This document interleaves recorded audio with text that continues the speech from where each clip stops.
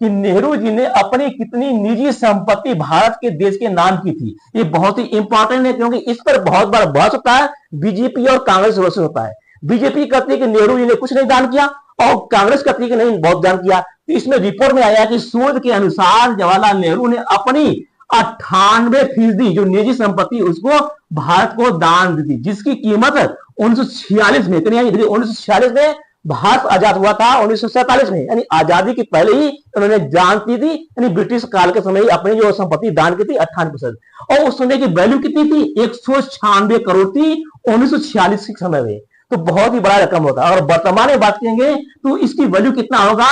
तो 12,000 करोड़ से लेकर 49,000 करोड़ के बीच में इनकी संपत्ति होगी, जो कि इन्होंने भारत को अपनी निजी संपत्ति दान की थी। केवल इसमें छोड़े क्या थे? अपने निवास और स्थान को छोड़कर बाकी से यहाँ पर दान कर दी थी नेहरू जी। तो यहाँ पर जो लोग कटाक्ष करते कि नेहरू जी ने नहीं दान किया था, इसको ग्रुप जो है ये क्लियरफाई कर रहा है कि नहीं कौन कौन दान किए थे।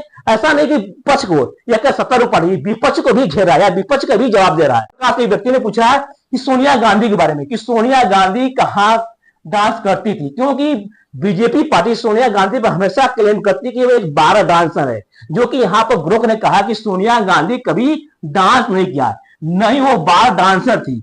उनका असली नाम एंटोनियो मैना है, जो इटली के एक छोटे गांव से रहती है और वहां पर उन्होंने एक रेस्टोरेंट में बतौर असिस्टेंट काम किया था, लेकिन डांस का कोई सबूत नहीं, अफवाह से फैलाने से बचे। यानी यहाँ पर जो सत्तारूढ़ पार्टी कहती है कि सोनिया गांधी की बार डांसर थी, यहाँ पर खरासर यहाँ पर झूठा खासा मिल गया। इसी प्रकार से यहाँ क्वेश्चन पूछा, which is India politician was the bar dancer, कौन सा ऐसा पॉलिटिशियन जो कि बार डांसर थी। इसमें भी वही लिख के आया कि यहाँ पर सोनिया गांधी जो है एक बार डांसर नहीं थी, यहाँ पर क्या थी? एक असिस्टेंट थी जो कि होटल में था, लेकिन बार डांसर नहीं थी। तो बहुत से लोग ऐसे अभी कंफ्यूज थे कि सोनिया गांधी एक बार डांसर, लेकिन उसका बार डांसर नहीं। तो ये सबका आलोचना हम कराए, नहीं चाहे सत्तारूढ़ पार्टी हो, जैसा भी क्वेश्चन पूछेंगे वो वैसा जवाब दे रहा है। इसके साथ साथ जो खतरनाक सवाल हो उसको खतरनाक जवाब दे रहा है, जिस प्रकार का सवाल पूछेंगे उसको उसी प्रकार में जवाब दे रहा है। ठीक, चाहे सत्तारूढ़ पार्टी हो चाहे किसी भी पार्टी हो। तो आई होप कि आपको अच्छी समझ आएगा कि ग्रुप एक ChatGPT है जो कि ऑनलाइन माध्यम से काम कर रही है। कितना सही है, क्योंकि इससे क्या सौहार्द भी क्या खराब हो रहा है,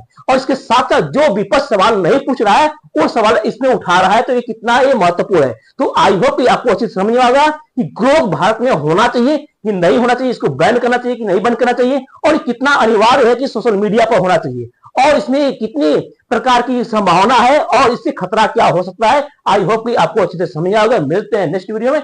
जय हिंद।